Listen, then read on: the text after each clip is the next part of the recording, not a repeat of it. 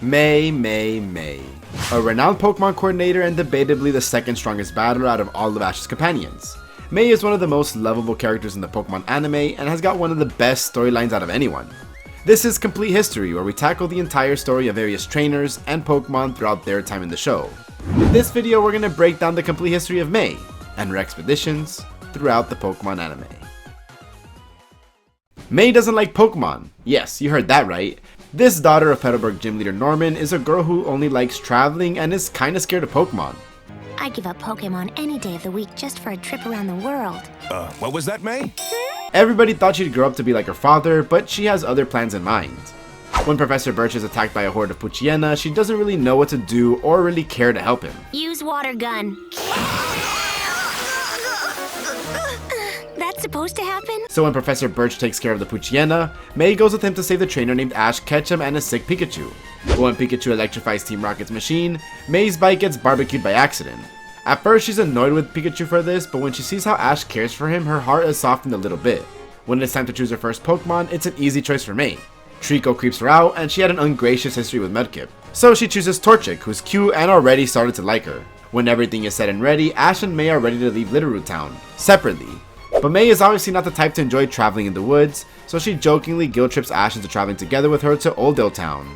And so Ash makes his first friend from the Hoenn region. Besides Harrison, of course. May travels with Ash throughout Oldale Town and onto Petalburg City. And like Mystery in Cerulean City, May doesn't seem to want to go to the Petalburg gym and starts being dodgy with her responses. She quickly leaves Ash and says that she's got some things to take care of. Ash then goes alone to the Petalburg gym and engages in a petty argument with Max. It is here when May pops from the window, revealing that her family actually runs the Petalburg gym. Here, May watches Ash get slaughtered by her dad. And soon after, Max invites himself to join the gang with their parents' approval, since May isn't the most knowledgeable when it comes to Pokemon. Throughout their adventures, May's love for traveling is always shown, giving birth to May's expeditions. May would often position her hands to look like a camera and pretend like she's a vlogger narrating her exciting adventures. It's time for more of May's expeditions! Oh, please. Besides traveling, May is also a food addict and would get infuriated if someone gets in the way between her and food. So when Brock joins the team, May is happy to know that she gets to dine on Brock's cooking every day. All this traveling, eating, and having fun, but how does the future hold for May? Is she just gonna tag along Ash and watch his gym battles? Well, at first, May plans on challenging the gyms of Hoenn, but when she and her friends reach Rustboro City, they stumbled across Jeanette and Chaz, two Pokemon coordinators who appear in Pokemon contests. The gang decides to watch the contest, as May and Max even assist Jeanette in her appeal performance. Both Janet and Chaz advance to the finals, where they battle each other for the Rustboro ribbon. Janet's graceful way of battling with Beautifly catches May's attention, and that's when her interest in Pokemon contests begins to spark. She says that she wants to battle just like Janet and her Beautifly. This episode even shows May's competency as a Pokemon trainer, saving Beautifly and Venomoth from Team Rocket. And so after one look at Janet's newly earned ribbon, May declares that one day she's gonna enter Pokemon contests and own her own ribbon. As May changes her trajectory towards becoming a Pokemon coordinator, she catches a Wurmple, which then evolves into Silcoon and then into a Beautifly. In Slayport City, May debuts on the contest stage. As they're practicing their moves, they encounter Drew, another Pokemon coordinator. He seems to be a skilled trainer, but he likes to tease and insult May for lacking finesse and being incompetent. They try settling their differences with the battle, but Team Rocket interrupts it, so they decide to finish the battle on the contest stage. Drew and his Roselia dominate the appeal round, while May barely earns enough points to advance to the battle stage. Upon knowing this, Drew gives May his iconic red rose, sarcastically saying that the rose is for Beautifly and that the coordinator still isn't that good. And so May and Drew face each other in the first round of the battle stage. She and Beautifly give it their all, but Drew and Roselia are just way too powerful and experienced compared to them. This leads to May's first loss, but I'm sure there's a lot of things she's learned from this contest. Drew would go on to lose to Robert and his Milotic in the next round, showing that May has got a lot of training to do if she wants to become a top coordinator. Next, May catches a cute little Skitty, then joins the Pokemon contest in Fall Arbor Town. Drew is here too, as May aims to settle the score with him. She again uses Beautifly for the entirety of the contest. And just like before, she barely advances to the battle stage, outscoring the 5th placer by 0.1 points in the appeal stage. In the battle stage, May quickly advances to the finals after defeating cheating Jesse's Dustox. Now, we might think Drew will win this bracket and lose to May in the finals. Well, we're wrong. Drew actually loses to the character of the day Grace and her Medicham without taking any points from her. So May is faced with an extremely powerful opponent in the final round. And in an amazing back and forth battle, May studies Medicham's battle style, outsmarts Grace, uses her moves against her, and wins her first ever ribbon. It's honestly one of the most underrated contest battles in the Pokemon anime. May even says one of Ash's most iconic mottos. Best defense is a good offense! sense. At the end of the episode, Drew tosses May a rose. Whether this one is for her or Beautifly, we'll never know. Hashtag contest shipping. This is also the first time that May says I love you to Drew. I mean to Beautifly, showcasing that her opinion on Pokemon has changed. She loves them now. May goes on to win her second ribbon against Timmy Grimm, aka the Phantom. This guy has a great one-episode story revolving around his mother not wanting him to join Pokemon contests, causing him to create his alter ego. It honestly makes Timmy Grimm more rootable than May in this episode. In the appeal stage, May almost flops her performance when Skitty fails to unleash a blizzard, but she quickly recovers from it and finds a way to entertain the audience and advance to the battle stage by the skin of her teeth. There, May's faith in her Pokemon is highlighted in this contest battle. Combined with a little bit of luck, May uses Skitty against Timmy's Dusclops, a unique opponent as both of their stab moves have no effect on each other. And so May resorts to Skitty's secret move, Assist, to call on the moves of her other Pokemon. Being in sync with her Pokemon, Skitty activates Ember and Silverwind, and finishes the battle on its own with a successful Blizzard attack. With 2 ribbons under her belt, May confidently continues on her journey. Along the way, we watch May resolve a family drama, as well as engage in the pettiest drama with Ash, allowing us to see how it looks if Veronica Taylor argues with herself. I can't stand you, Ash Ketchum. Gee, I'm heartbroken. May also befriends and tends to an injured wild Swablu. It's such a beautiful episode that deepens May's love and care for Pokemon, but sadly she did not catch the bird. That's because someone else was meant for her. One afternoon in the forest, May is kidnapped by the Skarmory, resulting her in getting lost in this cloistered forbidden forest. Here she meets a sweet and timid Bulbasaur who lived her whole life in the forest away from people. They quickly form a great bond together, causing Bulbasaur to develop a good amount of trust for May and ultimately deciding to travel with her. In the Rubello contest, May aims to secure her 3rd ribbon. Before, May tends to downplay her wins by giving her opponents the credits for her own victories, but now May is very confident that she's going to win this contest, so cocky to the point that it makes Drew look humble. As she expected, May breezes through the appeal stage without any sweat. However, things are different during the battle stage. Here she faces Savannah, the HBIC of Mothers of Pokemon, an organization who stands people like Drew, Norman, and even May. It's nice to see May having a growing fanbase in the Pokemon world. It really makes her feel like a celebrity. However, gleaming lights, loud noises, and the pressure brought by the stage got the best of Bulbasaur as she experiences stage fright, causing May to become impatient and lose the battle against Savannah. It even goes to the point where Nurse Joy had to publicly scold May for not thinking and caring for her Pokemon when May refuses to give up after the judges declare her loss. We know it's terrible if Sukizo is forced to say a word other than remarkable. That is a coordinator's #1 priority, not winning. By now, you should know that. In the end, May apologizes to Bulbasaur for how she acted, which only causes their bond to grow even stronger. Next, May meets Kelly, a Pokemon coordinator who's skilled at making Pokeblocks. May learns a lot from her regarding Pokeblocks and how they can be used to better a Pokemon. This leads to May creating some amazing Pokeblocks, such as May's Purple Surprise and May's Pink Surprise. And in the Lily Cove contest, May goes big and almost screws up the appeal round, but good thing her newly evolved Combuskin quickly recovers from it. But May's luck continues as she again barely makes it to the battle stage, and after that it's just win after win after win for May. She outscores Kelly in the finals and earns her 3rd ribbon. But not before taking a page of Harrison's book and commanding Combuskin to help Grumpig and use Fire Spin on the ground to prevent them from crash landing. It's another character development for May, as now she chooses the well-being of other Pokemon more than ensuring the win for herself. So far, all of May's opponents are good people who motivate her to become a better Pokemon coordinator. Well, Drew can be mean and arrogant, but he's still kind of a friend. But on the cruise towards Parika City, May meets the eccentric guy, Harley, along with his Cacturn. May and Harley start off having a nice conversation, but after May comments that his Cacturn is scary and that his proudly baked cookies aren't half bad, Harley puts May on top of his hit list of enemies. And so the next day, Harley takes Max for some fun snacks and even funner conversations. Max seemed to have a good time with Harley, so I wonder what happened. In the first round of the battle stage, May faces a trainer with a Surskit. Harley advises her that Surskit is a slow Pokemon, so May has to let it come close to her Pokemon, which is a ploy to sabotage her. May stupidly believes this hook, line, and sinker, and almost loses the battle. Good thing May finds a way to win the battle, and now Harley's true colors come out. May and Harley are no longer on good terms coming into the final match. It is here where Harley reveals his trump card, so he plays a recorded audio of Max talking to him about an embarrassing moment in May's childhood. Wearing a blue swimming cap, May is surrounded by Tentacle, and her mother thought she was a Tentacle too, and tried to catch her own daughter. This flusters May, and the judges don't even do anything. The battle continues, and more fired up than before, May and Bulbasaur demolish Harley and a scary Cacturn. That's 4 ribbons for May, and it just so happens that the contest in Passivage Log Town is her last chance to earn a ribbon to enter the Grand Festival. But in a forest jam, May and friends are separated from each other. Ash and May are together, and they could easily decide to just ride the boat to Passivage Log Town, But with her breaking heart, May decides to give up the chance to enter the Grand Festival in favor of fighting Max because she promised her mother to always look after her little brother. They eventually reunite with Max and Brock, and fortunately for her, their friend Carlos is there to give them a ride to Passage Dog Town. There, May stumbles upon a coordinator, Joshua, a nice and cool guy, and his coordinator girlfriend, Erica, a not so nice and not so cool girl. Erica instantly gets mad at May because she thinks Joshua is flirting with her. With two skilled coordinators in her way to victory, May is pressured to win more now than ever. Both Joshua and Erica prove to be tough opponents, but it is May with her assist Skitty who takes home the ribbon. Just before the Grand Festival, May catches a Munchlax in the most unique way possible. Wait a minute, how come this didn't work with this Whiscash? And the Hoenn Grand Festival is here. One nice detail is seeing May receive all these letters of good luck from people she met along her journey. She even says that her and some coordinator friends have a big group where they keep in touch. 247 coordinators made it to the Grand Festival, and the first appeal stage only filters the 64 best performers. Harley and Drew are here as well, and Harley pretends to be friends with May again, and suggests that she only uses Beautifly's Silverwind in the appeal stage in hopes to ruin her performance again. Despite Drew's warning, May still listens to Harley's suggestion, which backfires for Harley because May outscores him, landing at 48th place. Next, Harley suggests she just uses Skitty Assist all throughout the second appeal stage. She follows it again until Skitty summons Bulbasaur's Petal Dance, causing itself to become confused. This has messed with May's performance, but she quickly commands Skitty to use Double Slap on itself to remove the confusion.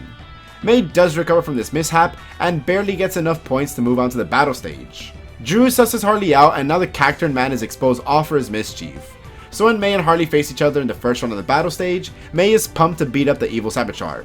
She does just that. May commands Bulbasaur and Beautifly with amazing synchronicity, finishing all of Harley's points. May would go on to reach the top 8 where she faces Drew. Combusken and Skitty manage to go toe to toe with Drew's Roselia and Flygon, but at the end of the day, Drew is still too skilled of a coordinator for May to defeat. That ends May's time in the Hoenn Grand Festival, and while she still doesn't know what to do next, she decides to first cheer on Ash in the Hoenn League. Here, May meets her match in the form of the Future League champion Tyson. May and Tyson bond over the love of food and traveling. She even refers to him as her soulmate. Hashtag food shipping. After the league, May, Max, Ash, and Brock have their final lunch together and casually decide to part ways. But as soon as Ash arrives in Pallet Town, he's shocked to see both Max and May here as they visited the city separately. Even Misty is here too. He's been invited to participate in the Battle Frontier Challenge around the Kanto region, which only gives May the opportunity to again travel with him because she also aims to compete in the Pokemon contest around Kanto. When May arrives at Professor Oak's lab, a Scaredy Squirtle leaps into her arms trying to run away from Max. Could this be the same Scaredy Squirtle in the episode of Pokemon Chronicles? Speaking of, me and my buddy Starmeister made a review series of Pokemon Chronicles. It's my proudest work and you should definitely check it out. Anyways, the Squirtle that's supposed to be given to the new trainers has chosen May to be its own trainer. So now May, Max, Ash, Misty, and even Brock all travel together towards the future. But Misty left after like 2 episodes. In May's first Kanto contest, Harley once again tricks her into becoming ineligible from entering the contest.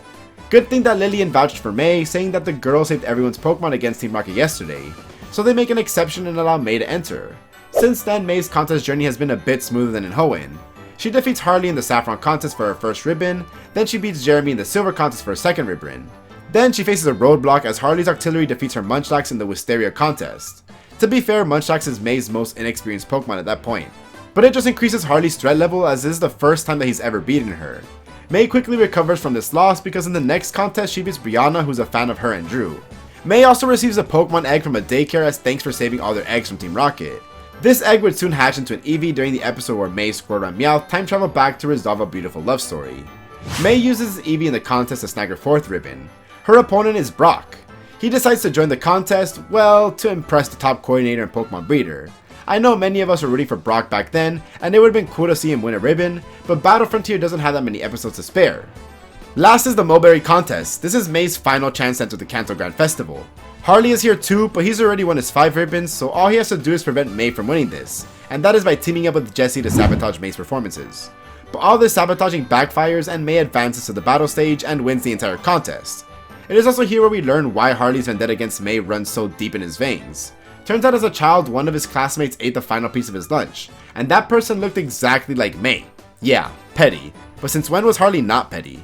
Anyways, May, Harley, and Drew all make it to the Kanto Grand Festival, and here she meets another coordinator, Soledad, who happens to be Drew's rival and Harley's friend from back in the day. She's also from Pewter City, so Soledad and Brock know each other too. It's like Soledad just knows everybody. It is from Soledad where May learns that Drew has been talking about her to Soledad a lot. Yeah, he definitely likes her. See, I think since he's been watching you grow stronger in your performances, he's gotten feelings for you. Anyways, May, Soledad, and Drew give stellar performances, albeit not shown in full. But Harley though, he's got his gimmicks like no other. He dresses up as May and gags the entire crowd. They all advance to round 2 of the appeal stage where they again perform amazingly well with their Pokemon, but Drew is not satisfied with his Absol and tells it to better its Razorwind. May confronts Drew and scolds him about not giving his Pokemon enough credit. With frustration getting the best of him, Drew unleashes his dark and scary side, calling May a wimp and storming off. Soledad notices that Drew is acting this way because he knows May has caught up to him, and as Soledad is having a conversation with May, Ash and Brock are also having a conversation with Drew. Both coordinators have calmed down, and May, Drew, Harley, and Soledad all make it to the top 16. May is first match with Harley, and this time she's confident facing him, no longer scared despite losing in their last battle. May's Munchlax and Eevee manage to take out Harley's Cacturne early on, so even if his Wigglytuff is one of the deadliest Pokemon they ever faced, their awesome teamwork has allowed Munchlax and Eevee to defeat the monster and claim their victory. May's quarterfinal opponent is Drew. It's Combusken and Squirtle versus Flygon and Absol. This battle feels really personal for both May and Drew. They really have become rivals who have grown to respect each other and bring out the best in one another. And by using an amazing combination of fire and water, which she learns from Tucker coupled with smart plays like using Overheat against Surf to minimize the points that they lose, May defeats Drew for the very first time, advancing her to the semi-finals. An amazing win indeed. Definitely the best contest battle in Advanced Generation and arguably a top 3 contest battle of all time. You could argue that Drew got nerfed for this battle by giving him some internal turmoil before the battle and making him use less experienced Pokemon, but this honestly gives us a great storyline to support an already amazing battle. In the top 4, May is matched up against Soledad, and we all know what happens here. May doesn't really stand a chance as Soledad chips away all her points, but one interesting thing about this battle is that Brock and Scott, yes Scott is here too, points out that Soledad is able to counter May because she knows May likes to use dazzling attacks just like Ash. May has been watching Ash's battle all these times, and she now incorporated his style into hers. Soledad wins the Grand Festival, so at least May lost to the eventual winner, so that's definitely something to be proud of. At night, Drew leaves May a final rose and they part ways, agreeing to meet again in another contest, and they do. Towards the end of the series, May and Drew have an unofficial battle, and this time Drew sweeps 2 of May's best Pokemon using his Roselia and Butterfree, showing that May still has a lot to learn to become a top coordinator, and that Drew just wasn't his best self during the last battle. But also May was a little bit confused and lost after losing to the Grand Festivals. She really didn't know her place in Pokemon contests or what to do next. But after this battle, May realizes that she should focus on finding her battle style that's unique to her. And in the final 2 episodes of Advanced Generation, May and Ash enter the unofficial Terracotta contest for fun. May is an experienced coordinator, and Ash is very talented too, especially for a first timer. Both friends advance to the finals, where they battle it out to the Terracotta ribbon. It's Ash's Sceptile versus May's newly evolved Blaziken. Both Pokemon clash their moves equal in strength, so the match ends in a draw. Both May and Ash are declared the winners, and they both win the Terracotta ribbon. So what do? They slice the ribbon in half, and they will forever have a memorabilium of each other in which they will cherish forever.